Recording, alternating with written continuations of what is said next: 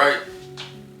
So, when it comes to obtaining your goals or maintaining progression, one of the most important things, and I cannot stress this enough, one of the most important things is discipline. However, there is one variable that people seem to always ignore, and that is structure.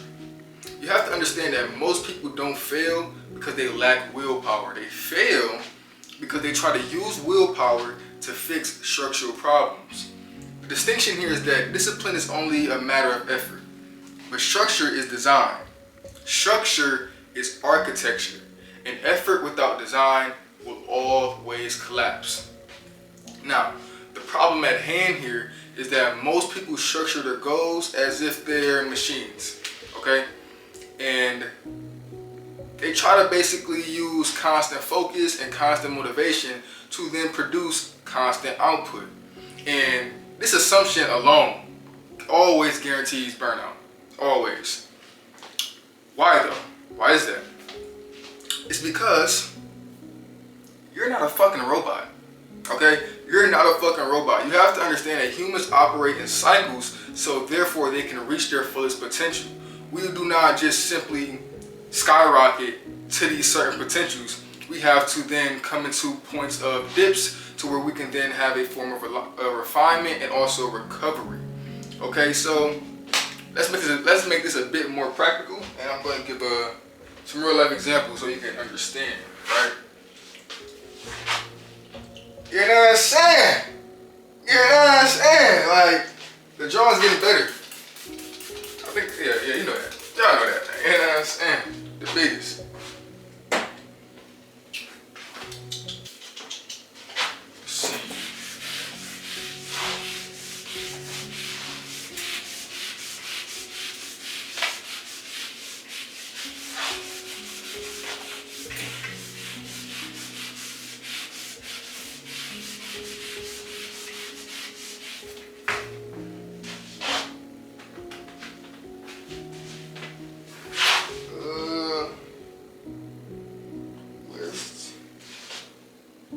Hold on, I ain't the girl who talk.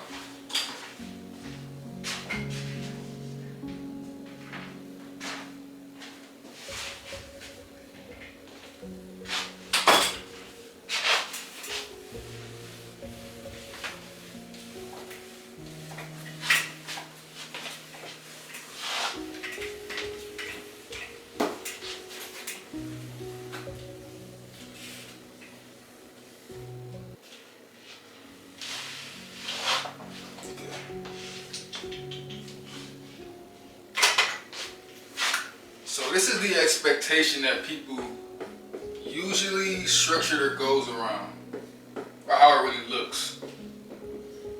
Okay? They usually form it in a linear fashion at a flat rate, expecting everything to constantly go uninterrupted. But that's just not how humans work. Once again, we are not AI robots. We are not machines. We are humans. Now, this is the reality of how things operate for a human, right? Since we are humans, and like we said, everything moves in waves, everything moves in cycles so that we can reach our fullest potential. That's not a bad thing, and that's the problem. People confuse this with a bad thing.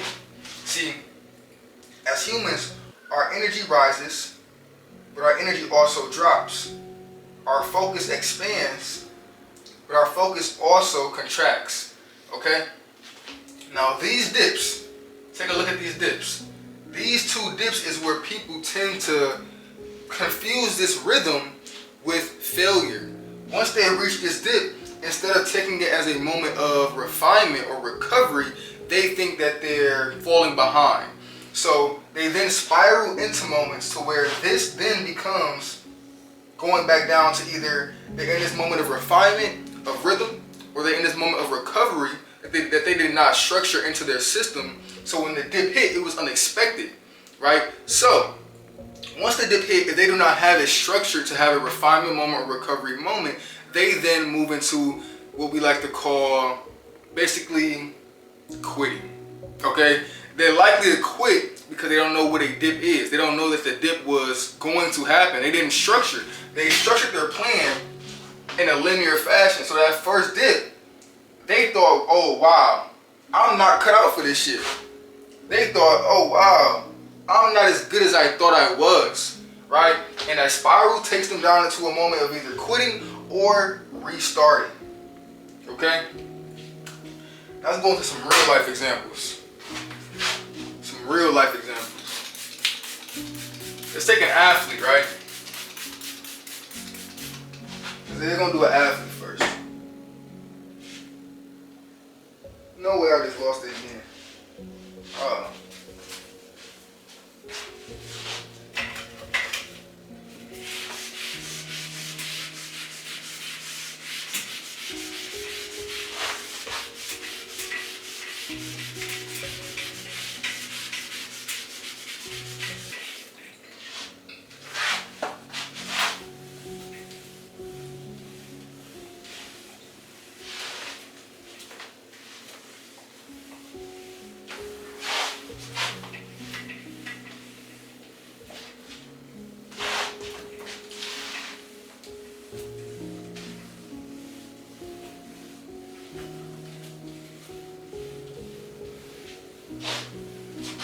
Let's take an athlete that's working out every day. Every single day working, intensity, every single day, right?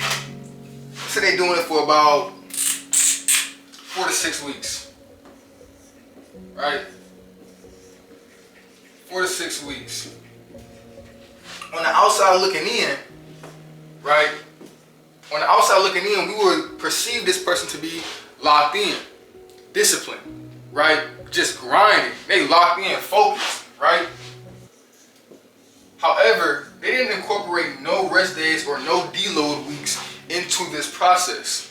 So by week 8,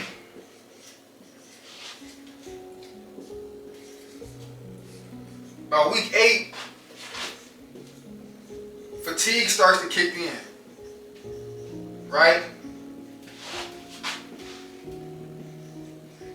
Exhaustion kicks in, and if you're really unfortunate, small injuries start to kick in, and then your performance dips. Now, was the problem a discipline problem? No, it was a structure absence problem. See, if you do not incorporate structure into your pathway, this type of discipline of 4 to 6 weeks, constantly going, grinding, that becomes self-destruction. Okay, that's the issue there. You need to put structure into your plans and then take account of the dips. Acknowledge the dips. Acknowledge that you're not a machine. Acknowledge that you are human. You're going to have these dips. Take those moments to refine. Take those moments to recover, right? For as a content creator, right? A content creator may be waking up, constantly saying, what am I going to post today, right? That's a system of basically moving off reactive, okay? So how would you put structure into a content creator that's saying, what am I going to post today? You would start to give them an idea bank, okay? How are you going to, when are you going to post? You need to be disciplined in these aspects because once again, you're not always going to be motivated to post. You're not always going to be in the mood of figuring out ideas. That's why when you make a plan and you structure these things, having ideation sessions, right? Having topic sessions, right? Figuring out what you're going to speak about throughout the week, or what skits are you going to make throughout the week. Have these prepared already, because once the motivation drops, you know, okay, this is who I am. Like, this is structured already. I don't have to think. I just need to act. That's the point that we're getting at here. Okay? So,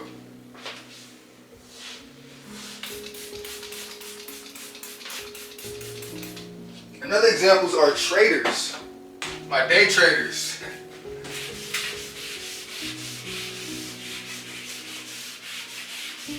See, you can be very disciplined, getting up at whatever session you're trading, right? You may be getting up every morning, ready to trade,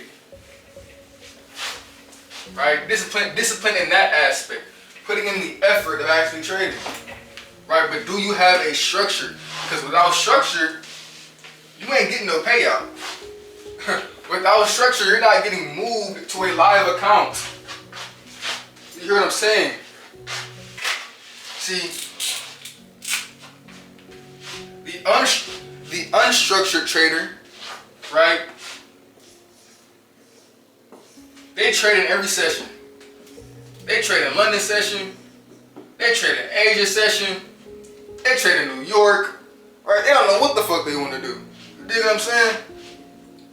They don't got no defined strategy. Shit, and if they do got one, they're probably in the Discord copying someone else's trade. And then they're mad at them when their trade doesn't go through. Right?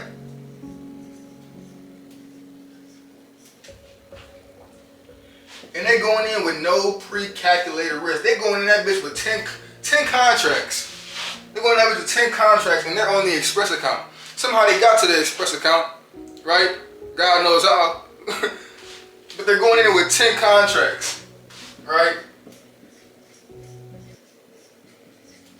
In a reality like this, a state of mind like this tends to put a person with the behavior, right? Because state of mind creates perception, and that perception then creates behavior, right? So that state of mind of being unstructured, you didn't get a perception of going into things with no set session, no defined strategy, because you think it's okay, right? You probably have these days of having those highs of, oh shit, I just hit, thinking it's easy. Your shit can be easy. You're just making it hard, right?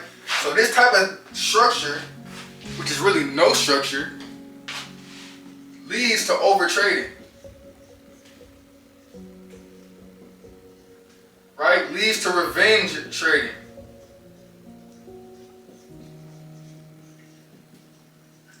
And that type of behavior results into blown accounts. Okay? This is what an unstructured trader looks like. Now, let me show you what a structured trader looks like. I know you've been fiending for that payout.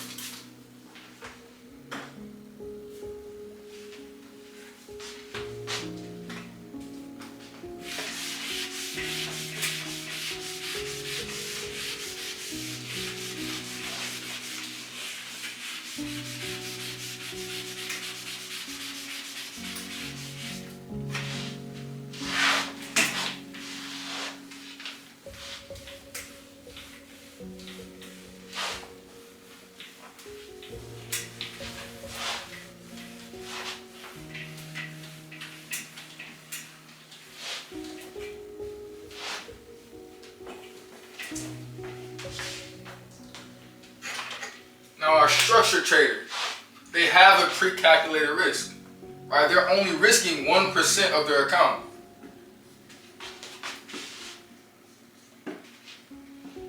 They're only trading New York or Asia or London, right? Whatever fits your niche. You know what I'm saying? And after, let's say, 2 losses, right? We off the motherfucking charts, man. We're done. We're done. And they're likely only using maybe 1 or 2 strategies, right? Keeping it very simple, keeping it very ideal to their pre-calculated risk. What is your RR, right? That determines everything as well. And then this leads into once you have a structure and you're disciplined to your structure, you're now waking up and you're not going off emotion, right? And this leads, of course, to more Express accounts and what people want the most,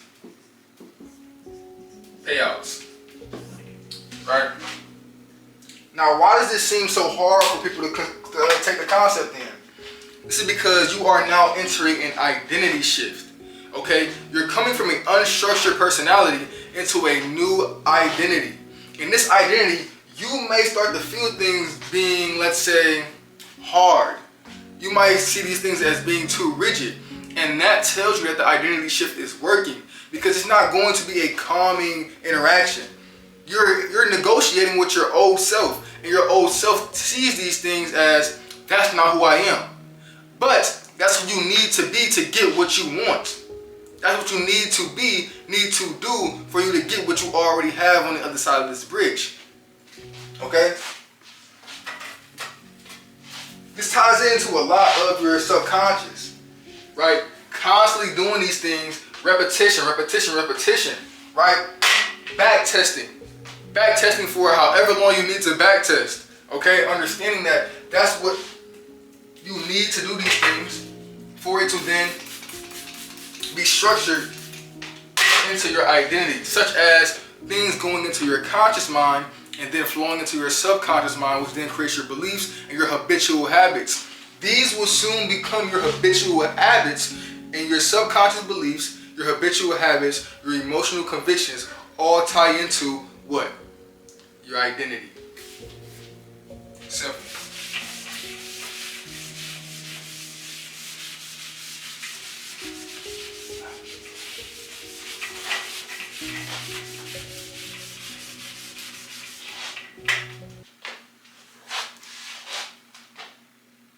Go get what you want, bro.